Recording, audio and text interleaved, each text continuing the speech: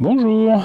Alors aujourd'hui, présentation d'une maquette que je m'attendais pas à avoir, tout simplement parce que ça a été un petit envoi surprise de l'ami Ratatars, qui a profité d'avoir retrouvé, j'imagine, cette maquette dont on avait parlé il y a quelques temps, pour me l'envoyer et me fêter avec un tout petit peu de retard mes 50 ans. Voilà, donc merci à toi Ratatars.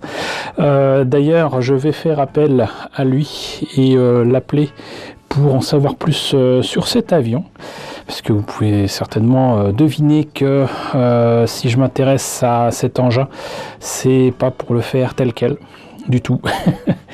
Il s'agit, comme vous le voyez sur l'écran, d'une maquette Italeri ou un 72 représentant un hydravion bombardier, le Kant Z501 dit Gabbiano, qui est donc logiquement un avion italien. Et si cet avion m'intéresse, c'est tout simplement que, a priori, c'est la base sur laquelle a travaillé Miyazaki pour faire la version de l'avion des Pirates du Ciel, à savoir donc les Mama Ayuto qu'on voit dès le début de Porco Rosso, un film de Hayao Miyazaki du studio Ghibli que j'aime beaucoup.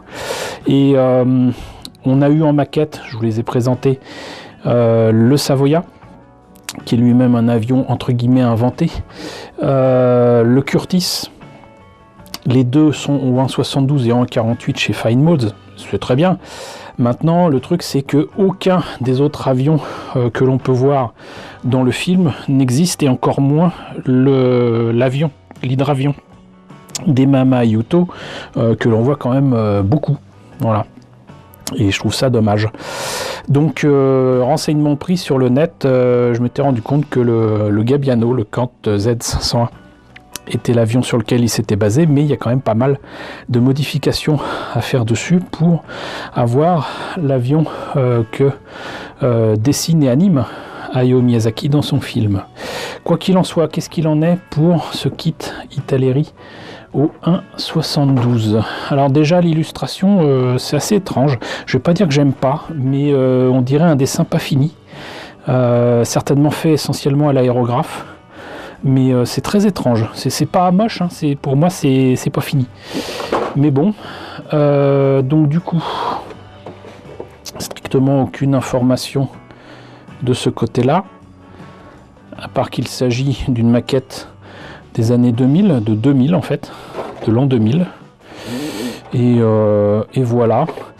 Donc avant d'ouvrir la boîte, ce que je vous propose, tout simplement, c'est qu'on appelle Ratatars pour en savoir plus sur cet avion et peut-être sur les modifications des avions que l'on a vus dans Porco Rosso. Allô Yvan ? Écoute, je t'appelle pour te remercier du joli cadeau que tu m'as fait, là, que tu m'as envoyé. Voilà, la jolie maquette au 1,72 Italeri du Gabbiano. Je te prie de bien avoir encore un bon anniversaire, un peu en retard parce qu'il a fallu trouver la bestiole, mais c'est toujours un plaisir, parce que je savais que tu le cherchais. Donc, voilà. Merci beaucoup, mais du coup, alors je me suis dit que s'il y avait bien quelqu'un qui pourrait me renseigner sur cet avion des années 30, si je ne me trompe pas, et italien là aussi, si je ne me trompe pas non plus, c'était toi. Donc, qu'est-ce qu'on peut bien dire sur cet avion déjà dans un premier temps ?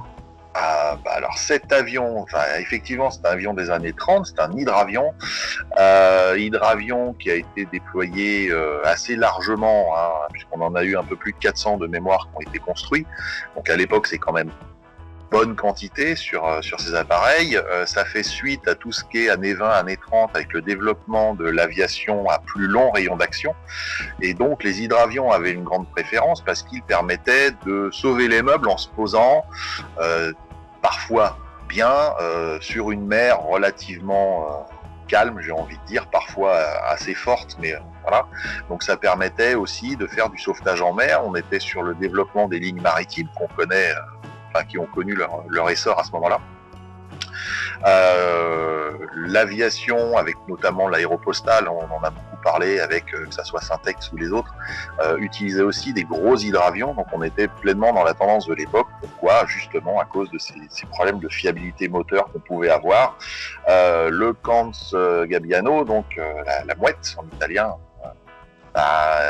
faisait partie de cette famille de petits patrouilleurs maritimes, hein, en fait à la base, qui servaient à faire des liaisons donc sur tout le territoire italien, hein, que ça soit tout ce qui était Italie, je dirais impériale de Mussolini, on va appeler ça comme ça, qui avait commencé son expansion en Afrique du Nord, etc. Donc ça servait à passer au-dessus de la Méditerranée, à faire beaucoup de rondes, de patrouilles, donc de la patrouille maritime. Il pouvait être armé, il y avait quelques postes de mitrailleuses dessus. Il servait aussi à faire beaucoup de sauvetage en mer. Donc son surnom, c'était Mama Aiuto, un surnom que tu dois connaître. Oui, c'est pour ça que la maquette m'intéressait. Exactement, donc maman à l'aide, parce que quand les bateaux étaient désemparés ou que les aviateurs tombaient à la mer, c'est un des modèles qu'on envoyait pour les secourir. Voilà, le premier modèle en fait qui servait vraiment entre guillemets à ça. Sachant qu'il a aussi fait un peu d'interdiction sous-marine, donc de la patrouille anti-sous-marin avec des bombes. Il n'a pas été hyper efficace. C'est un rôle qui a été dévolu à d'autres par la suite, qui était un peu plus gros aussi. Celui-là, c'est un monomoteur qui était limité, mais par contre, il y avait une faible consommation, il pouvait rester très longtemps en vol. C'est un peu, on va dire, pas l'ancêtre, parce que c'est pas la même lignée, mais un des pionniers qui a conduit notamment au Catalina américain, qui n'était pas le seul, hein, ces gros hydravions de patrouille maritime. D'accord. Moi, ce que je note déjà comme différence avec l'avion des Mama Aiuto que je connais de Porco Rosso, c'est que visiblement, effectivement, il n'a qu'un seul moteur, alors que celui des Mama Aiuto, si je ne me trompe pas, en a deux, un à l'avant et un autre à l'arrière. Ouais. Et puis surtout, en fait, il y a quand même pas mal de différences avec l'avion qu'on voit dans le dessin animé. Il y a une double dérive, si ça s'appelle bien comme ça. Oui. Il y a... je sais pas comment on peut appeler, une espèce de supplémentaire sur les côtés de la carlingue qui me font penser à un dernier en fait. D'ailleurs. Oui, tout à fait. En fait, le Gaboase, si je le prononce bien, donc qui est l'avion des Mama Aiuto dans Porco Rosso, enfin, l'hydravion principal, parce que les Mama Aiuto sont une grande famille, donc avec plein d'hydravions, c'est un assemblage, on va dire, de plusieurs avions, un peu comme est celui de Porco. Donc on a effectivement des pièces inspirées par un Dornier, donc le Dornier qui a donné le Dornier 24, donc avant ça doit être le 18 ou le Dornier Équipe G. Donc qui avait ces gros flotteurs sur les côtés qui permettaient à l'équipage en fait de descendre au ras des flots pour poser directement les canaux ou poser des mines aussi, puisque les hydravions pouvaient poser des mines flottantes et puis repartir. Donc avait un accès à la mer plus sympa. Le Gabbiano, lui, a des flotteurs encore qui sont séparés au niveau de la moitié des ailes. Ouais. L'arrière semble inspiré de certains hydravions pareils des années 30, avec une queue qui remonte vraiment et avec une double dérive effectivement. Donc on a eu des supermarines qui ont été équipées comme ça. On a eu d'autres appareils. Il me semble qu'on avait eu un appareil français qui était comme ça parce que en fait Miyazaki s'est vraiment inspiré en dessinant ces appareils de ce qu'il avait vu étant gamin, et les designs à l'époque étaient vraiment internationaux et faisaient rêver. On avait des salons de l'aviation, le salon de Milan notamment qui existait déjà, le salon de Paris aussi, et donc ça permettait au dessin, puisqu'à l'époque tout était dessiné, même en peinture, des illustrations de naviguer, illustrations qui étaient parfois souvent un peu fausses, hein, puisque ça dépendait de l'axe avec lequel était présenté l'appareil. Donc voilà, ça, je pense qu'on a certains axes d'inspiration de Miyazaki qui viennent de là, des illustrations d'époque, parfois justes, parfois pas. Les designs étaient repris d'un constructeur à l'autre quand il y avait des solutions qui marchaient, ça c'est vrai aussi. C'est pour ça qu'on se retrouve, il y avait beaucoup de croisements, en fait, on se retrouve avec des solutions techniques finalement adoptées par un pays qui était parti sur une autre au départ. Voilà, il y avait beaucoup d'échanges à l'époque, mine de rien, et de copies, parce qu'il fallait être les meilleurs, comme maintenant, mais maintenant il y a beaucoup moins de constructeurs. À l'époque, on avait beaucoup de constructeurs, donc beaucoup de solutions techniques à l'essai. Oui, puis j'imagine que dans les années 30, les brevets ou quoi, surtout avec la distance d'un pays à un autre, ils s'en fichaient pas mal, quoi. Ils s'inspiraient d'un truc, ils voyaient un principe ou quoi, et c'était même pas de l'espionnage industriel, c'est que... Non, voilà, c'était de l'applicatif. C'était de l'applicatif, effectivement. Voilà. C'est-à-dire que les premiers brevets aéronautiques existaient déjà, et après, ils utilisaient des solutions en payant, pour avoir le droit d'utiliser ces solutions. On payait une espèce de redevance à ceux qui les avaient établies et formulées mathématiquement, parce que c'était ça. D'où, sur certains appareils, tout ce qui s'appelle les capots NACA au niveau des moteurs, par exemple, minimum de traînée autour des moteurs qui étaient des moteurs radio, donc des moteurs en étoile, qui généraient plus de traînée que les moteurs en ligne, par exemple. Donc on a ça. Ils ont fait aussi des essais des études sur l'hydrodynamique de l'aile, donc les profils laminaires qu'on a vus plus tard aussi pendant la Seconde Guerre mondiale sur des chasseurs, etc. Donc tout ça, c'était des solutions techniques dessinées avec des appartenances entre guillemets sur des espèces de bureaux d'études. Et après, entre guillemets, libre au constructeur de s'en inspirer ou d'acheter la solution. Quand on s'en inspire, parfois ça marche moins bien. Donc voilà, c'était. Et ça a donné des prototypes qui étaient quand même assez, j'allais dire assez casse-gueule, mais bon. En tout cas, parfois ça volait. Parfois ça volait. Pas longtemps. Mais on voit quand même bien l'influence de Miyazaki pour tout ça, mais je pense que je vais quand même avoir pas mal de boulot pour me rapprocher de l'avion des Mama Yuto, ça c'est clair.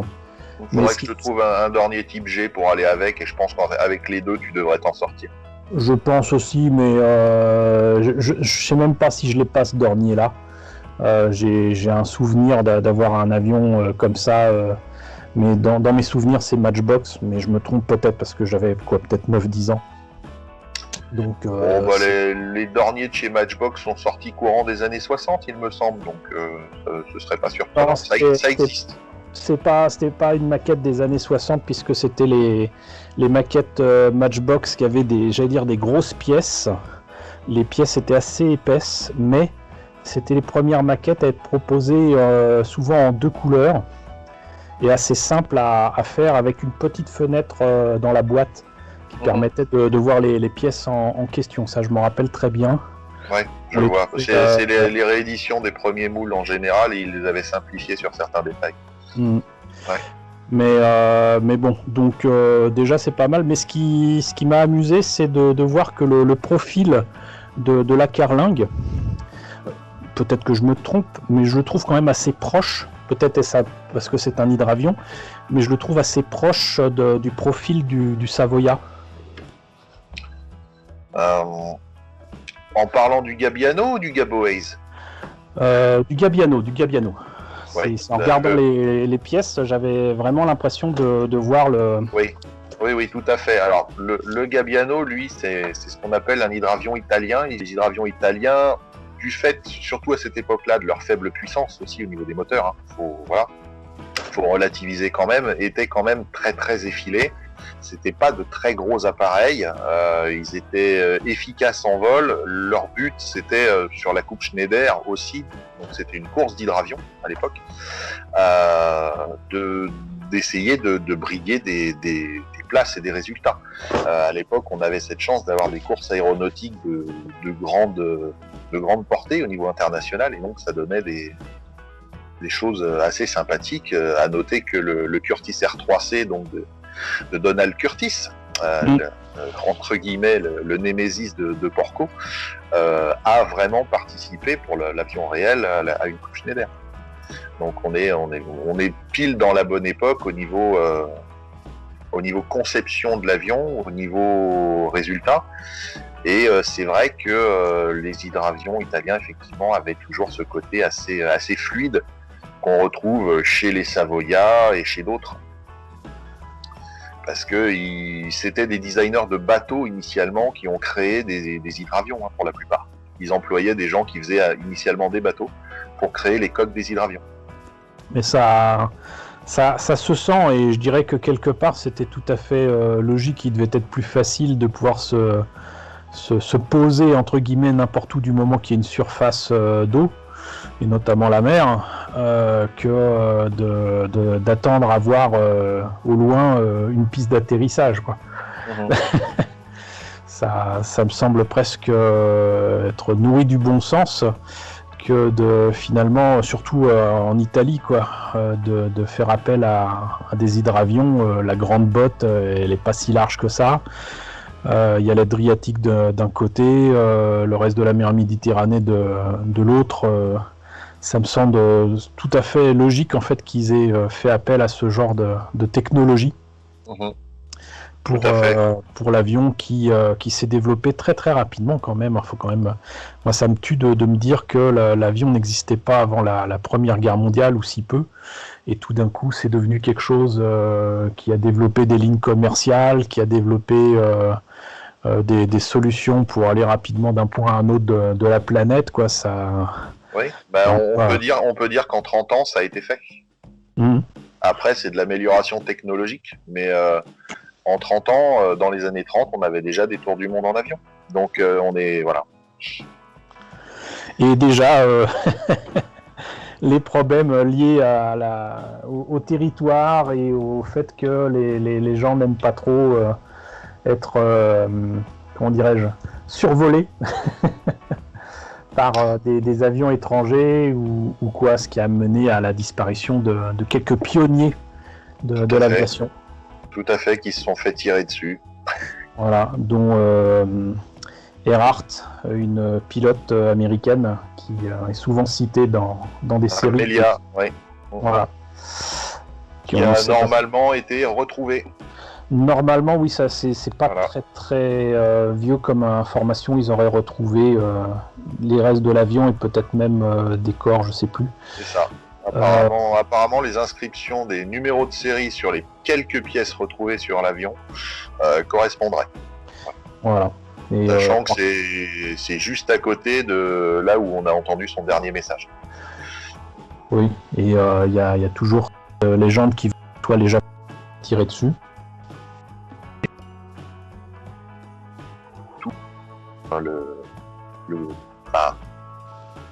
D'après l'autopsie, je dirais, de l'appareil, c'est vraiment un crash, quoi. Ce serait vraiment un problème mécanique et le manque de visibilité qui fait qu'elle se serait crashée dans la mer.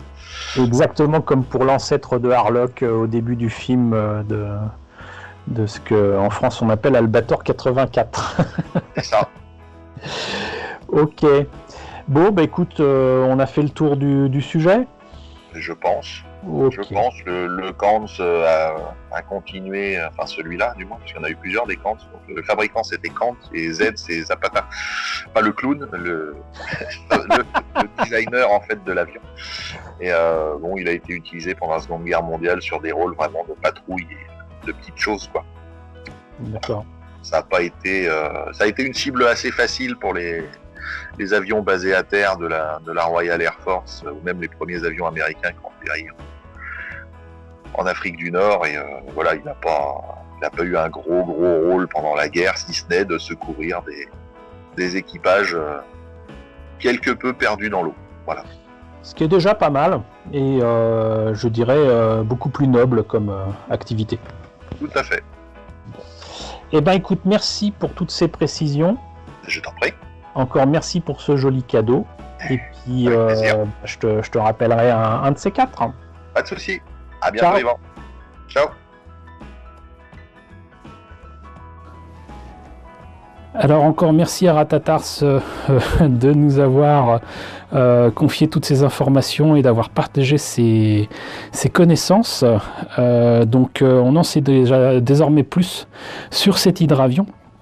Il est temps maintenant de voir ce que ça donne à l'intérieur. Alors, des décalcons, on verra ça plus tard. Hop. Le Gabiano avec des explications à la fois dans plein de langues en fait différentes. Ce qui est très bien. Hop. Donc les pièces en présence avec 3 grappes. On commence comme souvent avec les avions par le cockpit. Ensuite les tourelles. Enfin donc la carlingue. Il y a des figurines dedans, donc en 72. Ensuite les supports que je devine quand même importants pour tenir toutes les ailes, etc. À mettre dessus. Les flotteurs. Le moteur principal. Alors je suis assez étonné, je pensais que comme sur le Mama Yuto, il y aurait des hélices à l'avant et l'arrière, mais apparemment c'est pas le cas. C'est peut-être moi qui me trompe. Les ailes. Ensuite apparemment je pense que c'est bombe. Là le E je vois pas ce que c'est. Ah d'accord, ok. Donc en fait c'est quand il est sur terre, il a une espèce de chariot qui permet de mettre des roues, des trains d'atterrissage rudimentaires quoi. C'est bien. Ensuite on a les décorations pour les forces aériennes italiennes de 1940. Co-belligérant. D'accord, donc ça c'est, j'imagine que quand c'est l'Italie a quitté les forces de l'Axe en 1944. Et sinon, force expéditionnaire vers l'Espagne de 1938. Bon. Ok, du coup, j'imagine que les décalcos sont en rapport avec tout ça. Voilà. Puis c'est clairement délimité. Belle décalco quand même. Hein. Ici, les pièces transparentes avec les tourelles et le cockpit. Et je pense que c'est les hublots. Alors sincèrement, même si c'est du 1,72, je le voyais quand même un peu plus grand. Mais voilà, la forme générale de la carlingue, c'est quand même assez fin, hein, c'est beau.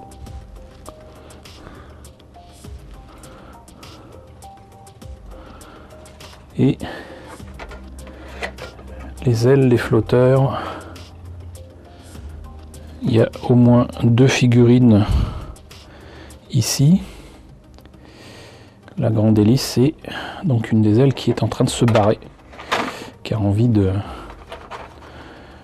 d'aller voir ailleurs si elle y est. D'ailleurs, j'avais pas vu, mais il y a des détails dessus qui sont en plein ici, là. Je sais pas si c'est normal. Ça peut très bien l'être si la voilure n'est pas en métal, mais par exemple en tissu, comme c'était le cas des premiers avions, par exemple. Donc, sait-on jamais. Voilà. Eh bien, écoutez, j'espère que la présentation de cet avion italien, de cet hydravion italien, vous a plu, vous a intéressé. Encore merci à Ratatars d'être intervenu pour nous en dire plus sur ce bel avion. N'hésitez pas à me dire dans la section commentaires ce que vous en avez pensé. N'hésitez pas à liker, n'hésitez pas à partager, tout ça c'est important. N'hésitez pas à vous abonner si ce n'est pas déjà le cas. Coucou aux nombreux abonnés qui nous ont rejoints ces derniers temps. Bienvenue ici. Coucou aux grands anciens qui me suivent depuis 5 ans. Merci à tous de votre fidélité. Merci à tous de votre soutien sur Tipeee et sur Paypal.